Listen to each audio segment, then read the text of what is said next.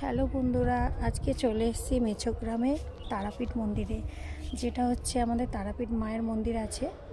হ্যাঁ, তোমরা জানো তারা মায়ের আর একটা এখানে তারাপীঠ মন্দির করেছে, সেটাই আজকে দেখতে চলে এসেছি। এই যে আমার বন্ধু আর আমরা গাড়ি করে চলে এসেছি দেখতে। অনেক দিনের ইচ্ছা, তাও ঠাকুরমশাই বললো প্রায় 8 বছর হয়ে গেছে। 8 বছর এই মন্দিরটা হয়ে গেছে। তো সুন্দর, দেখো তোমাদের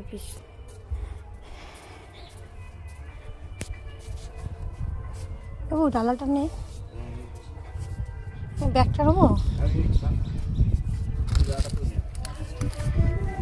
পুজো দেওয়া হয়ে গেছে, দেখো এই হচ্ছে মন্দিরটা, খুব সুন্দর মায়ের মন্দির।